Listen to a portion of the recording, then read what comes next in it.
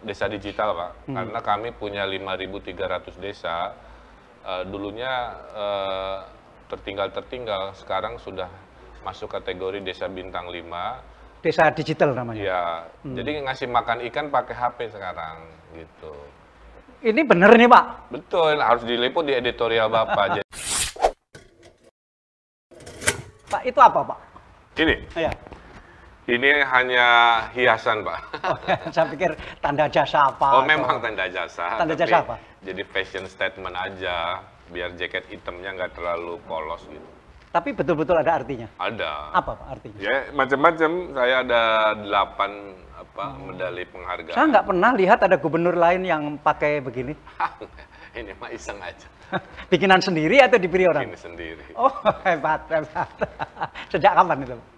Iya, tiap kelihatannya ingin agak beda, kan jaket kadang-kadang terlalu hitam gitu kan, biar ada istilah dalam arsitektur itu aksen gitu, Pak. Oh, aksen. Ada garis. Iya sih, memang sih, daripada polos gitu. Ya, kayak ada Bapak aksennya. kan kaosnya kalau hitam nggak ada tulisan nggak rame, Pak.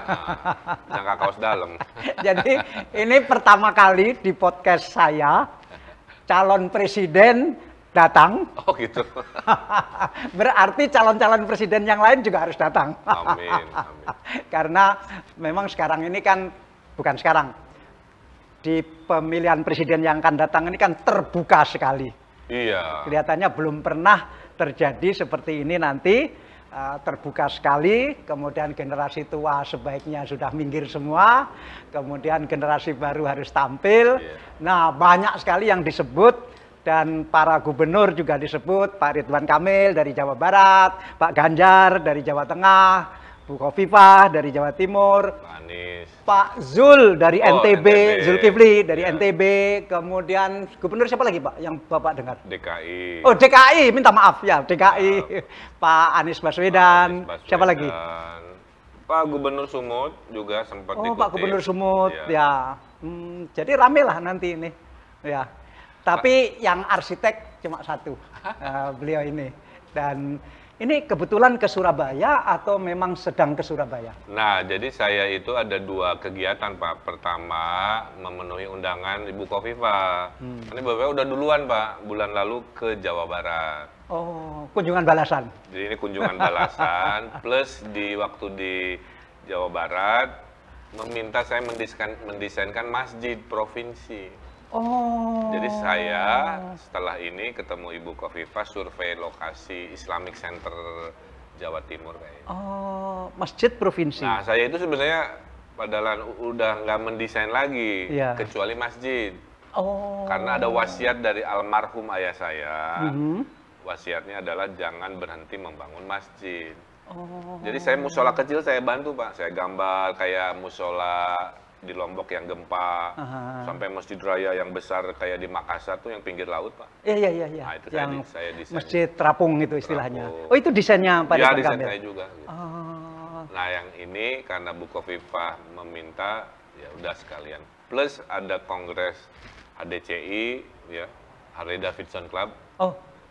Ya, makanya pakai jaket. Harley Davidson, ya. Dan saya nasihati bahwa Anda ini golongan yang beruntung.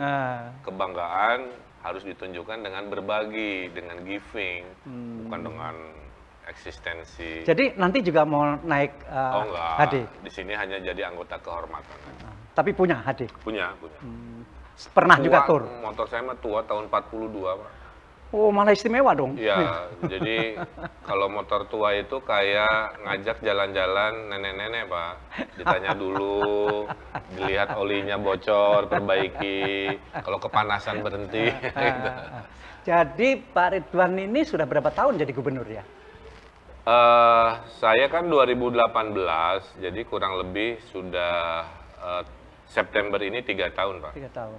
Dan saya berakhir September 2023. 2023, pas habisnya undang-undang itu ya, Pak? Ya. Oh, jadi kalau total melayani publik 5 tahun wali kota Bandung dulu, kemudian 3 tahun gubernur, kalau memang lancar 2 tahun ya total public service saya 10 tahun, Pak.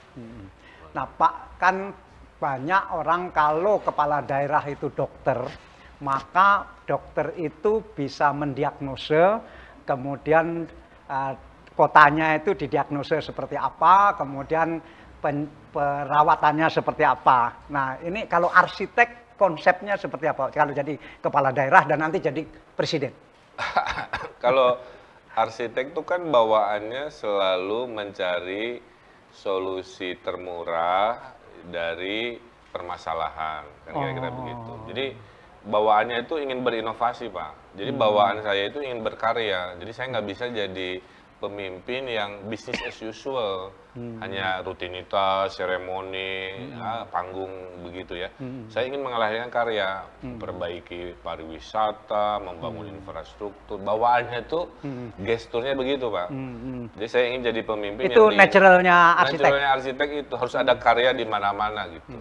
Nah itu juga saya bawa di Jawa Barat. Satu, selalu berinovasi. Kan definisi inovasi itu tingkat kreatif tertinggi. Jadi menghadirkan yang dulunya tidak ada menjadi ada. Apa di Jawa Barat yang sudah dilakukan? Oh banyak, yang saya banggakan adalah tentu reformasi dulu ya Pak. Karena saya punya pasukan 30.000 pegawai negeri. Dan saya bereskan sekarang semua borok-borok penyakitnya itu dengan digital Pak. Semua urusan dengan digital, sehingga kami sekarang contohnya rotasi mutasi udah terbaik se-Indonesia. Namanya sistem merit system ya. Sehingga saya nggak perlu lelang. Kan orang menganggap lelang itu bagus. Lelang itu karena bentuk ketidakpercayaan terhadap proses karir. Nah saya itu pakai sistem merit system komputer Pak. Jadi komputer akan menilai siapa yang terbaik berdasarkan input. Jadi ASN di Jawa Barat itu dinilai tiap hari oleh atasannya, oleh kolega horizontalnya dan oleh bawahan. Terus diinput ke komputer? Ya, semua itu menginput. Jadi bisa aja dia bagus di mata atasan, tapi zolim ke bawah itu ketahuan Pak. Atau dia pura-pura bagaimana padahal koleganya tahu dia tidak berintegritas. Jadi akhirnya komputer mengeluarkan pool orang-orang yang layak untuk posisi-posisi tertentu. Itu sudah berapa lama? Baru setahun. Oh setahun ini? Ya. Kemudian yang saya banggakan desa digital Pak. Karena kami punya 5.300 desa. Dulunya tertinggal-tertinggal, sekarang sudah masuk kategori desa bintang 5. Desa digital namanya? Ya, jadi ngasih makan ikan pakai HP sekarang gitu. Ini bener nih Pak? Betul, harus diliput di editorial Bapak. Jadi dulu ngasih makan ikan kan pakai tangan Pak. Ya. Sekarang pakai IoT, Internet of Things. Jadi si tempat makannya dikasih sensor, terus ada aplikasi di HP, HP-nya dipijit, sensor nerima pesan, dia lontar makan. Kayak Bapak ngecek CCTV, tapi ini bedanya jadi mekanis kan. Jadi yang tadinya Pak, tadinya boros, justru tadinya panas hujan tidak akurat males, sekarang dia kapan aja. Panennya naik dari setahun 2 kali, setahun 4 kali. Itu sudah berapa lama? Sudah 2 tahun. Sudah 2 tahun. Jadi sekarang semua produksi pertanian di Jawa Barat perlahan akan di 4.0 kan. Jadi ngasih makan ikan, ngasih makan ayam Pak, termasuk nyiram tanaman, sekarang bisa diatur, dipijit, tiba-tiba ada selang nyiram. Nah, itu siapa yang berhak mendapatkan alat itu atau sistem itu? Itu negara berperan untuk mensubsidi peralatannya dan juga memotivasi masyarakat untuk memulai mandiri juga. Dengan 4.0 Pak, pertanian yang tadinya hanya mungkin 8 bulan, pas musim kemarau tidak, sekarang bisa 12 bulan. Karena airnya kan tidak mengandalkan hujan. Ya. Makanya di Israel itu, di Timur Tengah, gurun pasir pun kan bisa nanam. Nah, oleh COVID Pak, ini menariknya program ini, ternyata ada 3 ekonomi yang tidak terdisrupsi. Digital malah naik, pertanian, dan kesehatan karena bisnis ya. Terkait. Nah, akhirnya saya bilang, masa depan Jawa Barat adalah pertanian, tapi yang digital. Sehingga saya lahirkan namanya petani milenial. Pak, balik ke ikan tadi.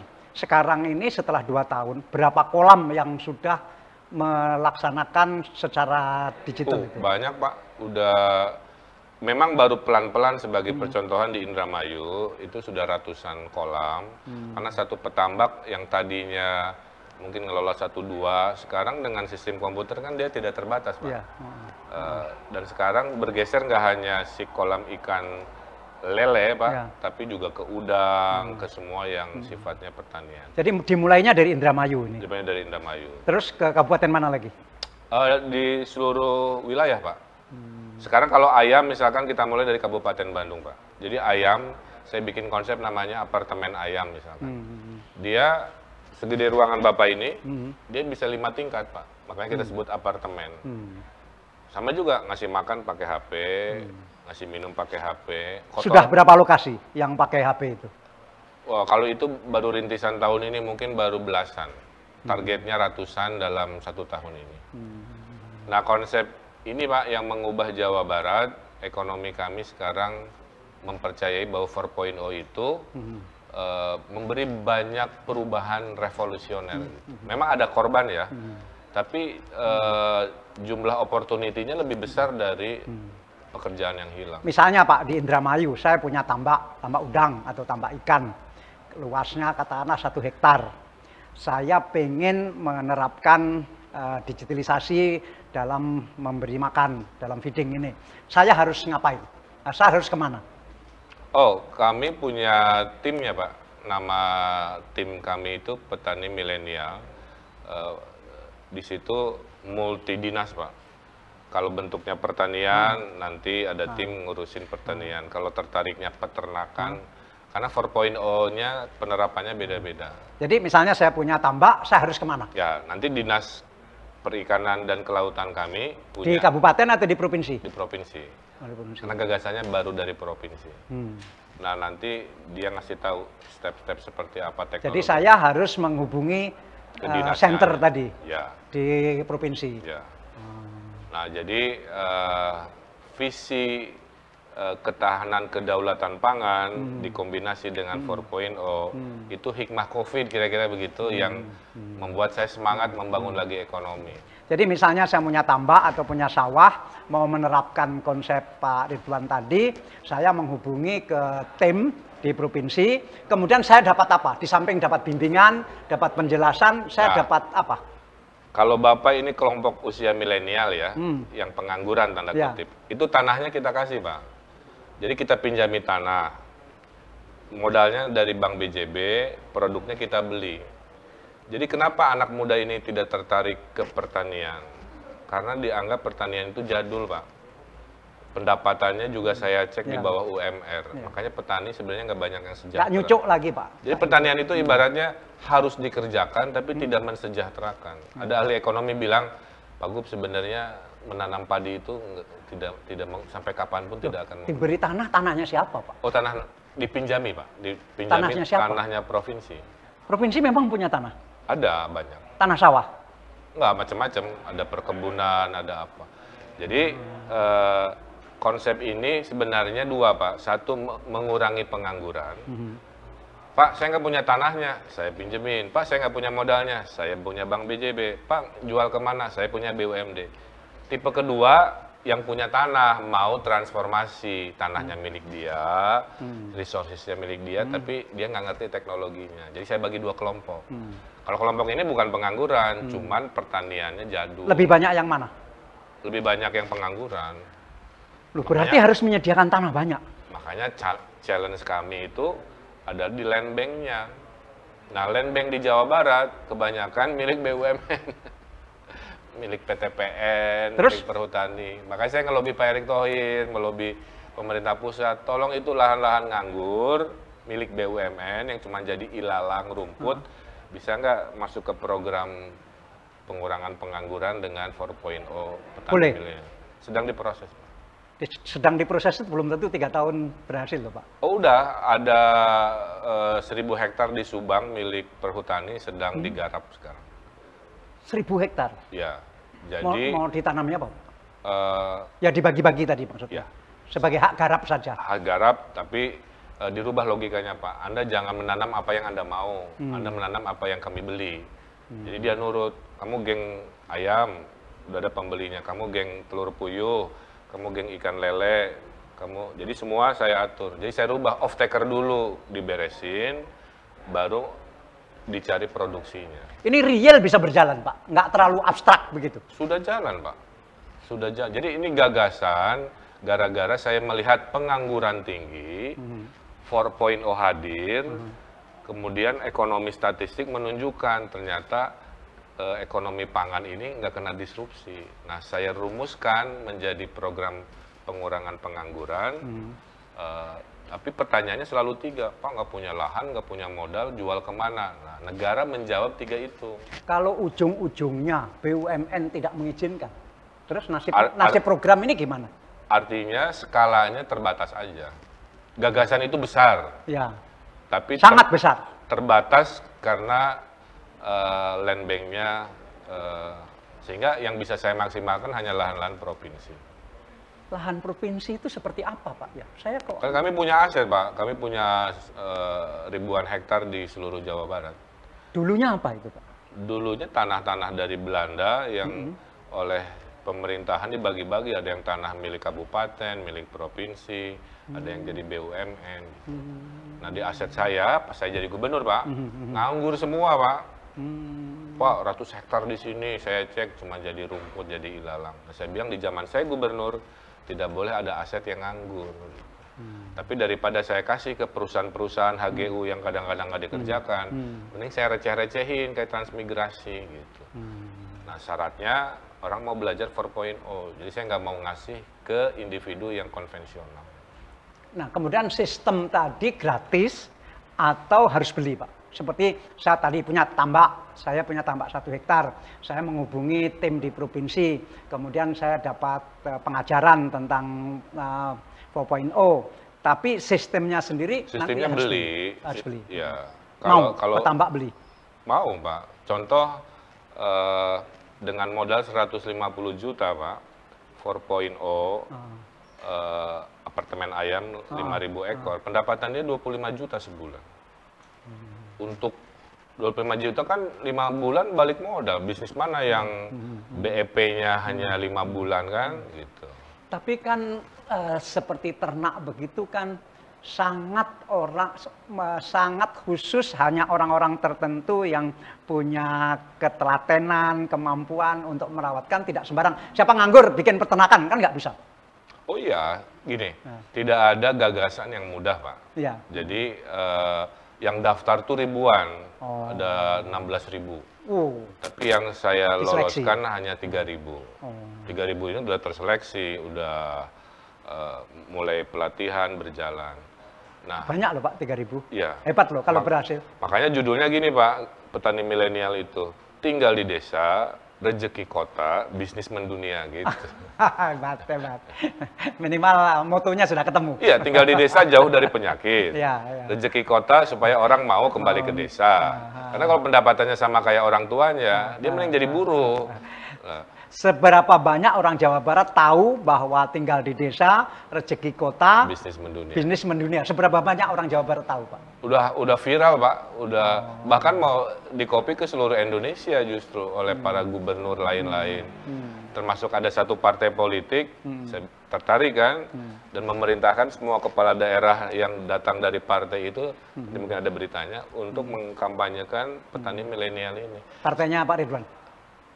Kan saya belum berpartai, saya belum bisa sebutkan. Tapi poinnya saya bilang, saya nggak peduli institusi mana, selama gagasannya untuk kesejahteraan, mau dia partai, mau bukan, silahkan aja. Yang penting rakyat tersentuh. Saya berdoa sisa masa jabatan 2 tahun, program-program tadi berjalan, karena begitu tidak berjalan, maka blunder, Pak. Akan blunder. Makanya saya dan tinggal 2 tahun waktunya. Dan saya belajar dari kepemimpinan, Pak. Kunci keberhasilan di Indonesia, pemimpin itu harus turun tangan, Pak, ke teknis, Pak. Ya. Betul, pemimpin harus visioner ya, Pak. Juga harus tahu detail. Teorinya kan begitu, visioner. Tapi pengalaman saya 7 tahun nih, Pak, di level wali kota gubernur. Gagasan besar tanpa pemimpinnya memahami, itu nggak berjalan. Maka mimpi-mimpi saya waktu wali kota Bandung pun Pak, itu hanya 60% yang jalan. Karena 40%-nya gagal karena saya pernah berteori, saya terlalu one man show. Semuanya terserah wali kota. Ya udah saya serahin aja lah ke dinas-dinas. Malah nggak jalan. Ya. Jadi sekarang nggak takut dibilang one man show? Nggak. Yang penting delivery saya ke rakyat berhasil, rakyat senang, rakyat tidak perlu tahu prosesnya. Apakah saya one man show atau teknis, yang penting rakyat janji terpenuhi gitu aja sekarang. Dulu arsiteknya ITB ya Pak? Saya S1 ITB, kemudian S2 ke UC Berkeley, ke California, kemudian 5 tahun. Di arsitek juga? Di bidang urban design. Oh, urban design. Jadi skala kota. Ya. UC Berkeley itu kira-kira 2 jam dari San Francisco. Betul. Berapa tahun di sana? 2 tahun S2. 2 tahun. Ya. Terus? Ya sekolah luar biasa lah, salah satu terbaik di dunia. Peraih Nobelnya kan banyak juga dari sana. Nah 5 tahun itu kerjanya banyak di Tiongkok Pak saya. Jadi kalau orang yang paling valid ngomongin Tiongkok, saya punya kredibilitas. 5 tahun? 5 tahun. Di kota mana aja? Enggak, saya tinggalnya di Hong Kong. Oh. Tapi proyeknya semua di Tiongkok. Karena proyek yang terbanyak ya di sana. Saya sebut ya, kota-kotanya tempat saya berkarya Pak. Di Makau ada, di Shenzhen ada, di Guangzhou ada, di Makau ada, di Ningbo ada, Suzhou ada, Hangzhou ada, Shanghai ada, Tianjin ada, Changsha ada, Kunming ada. Waktu itu tergabung dalam satu kantor arsitek gitu? Kantor arsitek Amerika. Oh, Amerika. Yang mendesain gedung tertinggi di Dubai itu Pak, SOM namanya. Saya kerja di situ. Oh, pernah di situ? Iya. Pak. Setelah itu ketemu Bapak, waktu Bapak Menteri dulu. Ya, saya pernah minta tolong beliau untuk mendesainkan hotelnya BUMN di Bali, karena hotel BUMN itu Jadul semuanya kalah dengan hotel-hotel swasta, sehingga saya pikir siapa ya yang bisa mendesain yang sangat khusus begitu. Nah, saya ketemu beliau, tolong didesainkan dan jadi sekarang.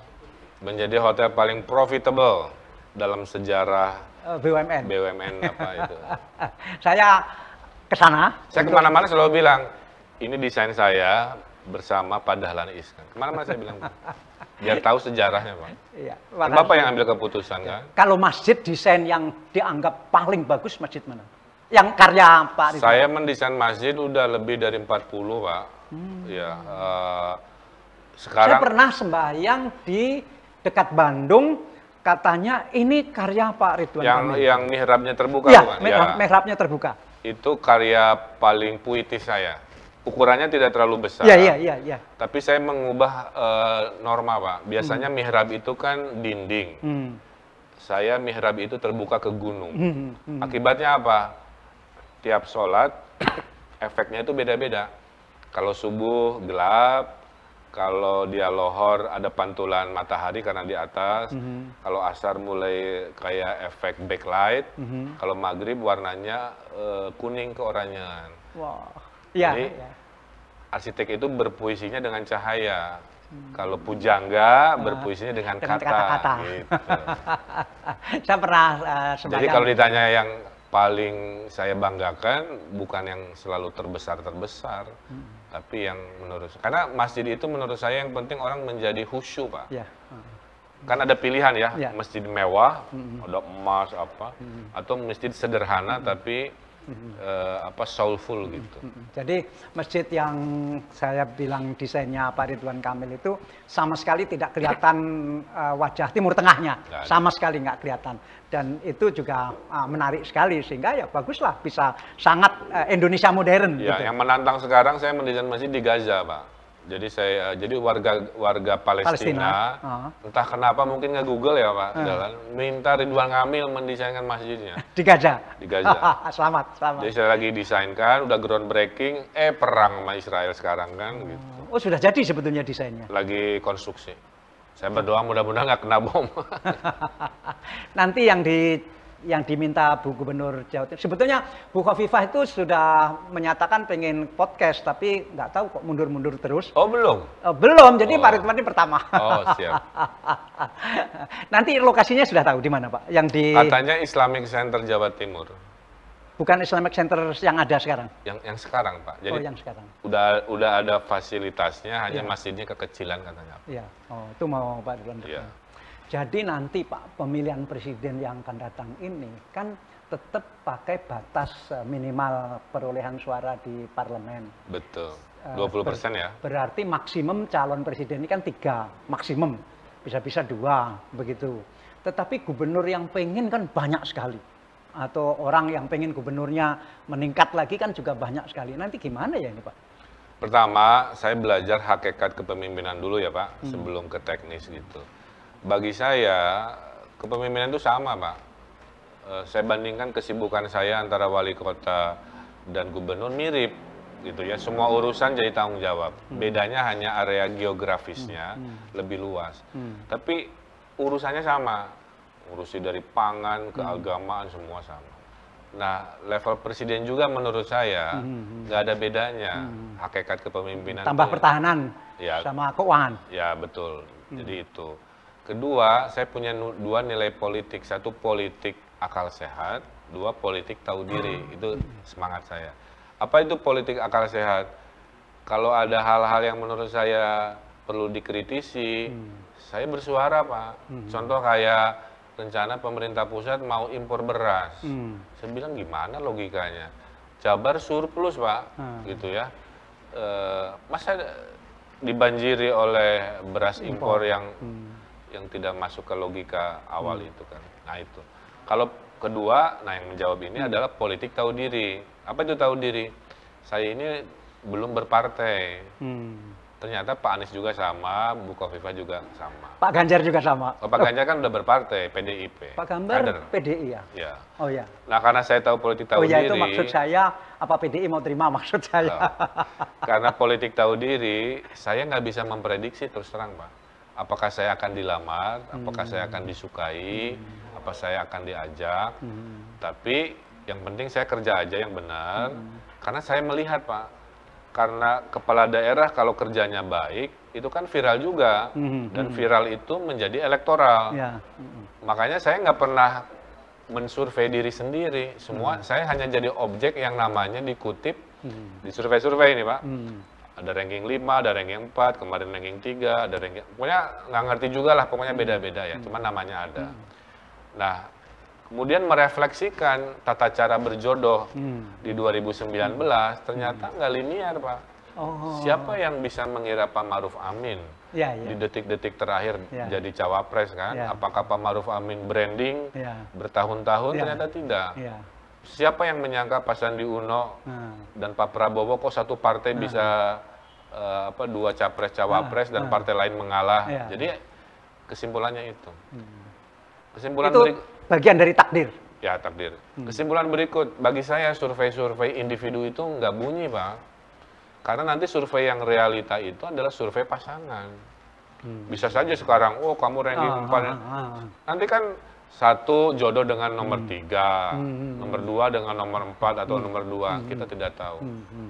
Kalau memang ada jalan nih Pak, bisa saya dengan Pak Prabowo, bisa juga dengan Pak Anies, saya nggak tahu, bisa dengan Pak Ganjar. Nah, jadi bahwa disebut ya bahwa ada ikhtiar ya dengan kerja baik. Ya bagus lah, bagus. Dan kesini juga ketemu dengan Bu Khofifah, tidak merasa satu persaingan dengan Bu Khofifah, sama-sama calon presiden. Nanti juga ke Jawa Tengah ketemu Pak Ganjar, begitu Pak Ganjar. Karena juga ke susah Jawa Timur. Pak, kalau semua urusan keseharian kami ditafsir lewat 2024, semua jadi politis, gitu ya. Oh dia datang ke sini berarti mau bikin. Ya karena Jawa Timur itu penting, berarti calon yang belum diterima di Jawa Timur harus ke Jawa Timur, ya, gitu. Kira-kira. Atau Jawa Tengah juga begitu, Jawa Barat juga begitu. Jadi nanti Pak Ridwan juga siap menerima Bu Khofifah, siap menerima Pak Ganjar. Contoh gitu. Tafsir politik ya Pak, yang sebenarnya keliru nih. Kemarin kan viral nih, ada bintang K-pop pakai batik saya. Jadi saya mendesain batik. Ya. Kemudian suka nih tiap ada dubes datang saya kasih batik Pak, yang saya gambar. Jadi ada Ridwan Kamil desain. Datang dubes Korea suka, dia jahit, dia pamerkan, terus dia telepon, Pak Gub, kalau saya kasih ke bintang K-pop boleh? Oh saya bilang boleh, saya kasih batik. Dijahit Pak, viral di Koreanya. Oleh pengamat politik, ini gimana pencitraan yang tidak perlu, orang lagi COVID apa-apa dan merangkap pilpres. Jadi susah Pak. Ya. Kalau semua pakai perspektif 2024, semua peristiwa itu jadi politis. Padahal saya cuman ngasih barangnya viral, ya alhamdulillah. Hebat. Itu hari ini gitu.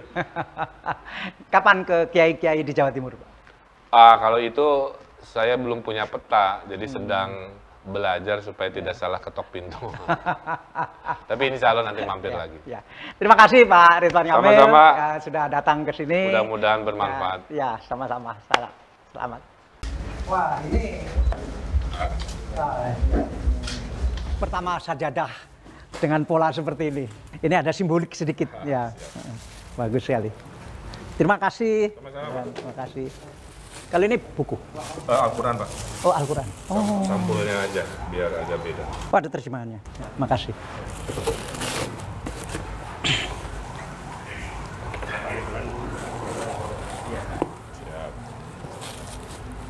Makasih. Nah, ini kenang-kenangan dari kami. Oh iya.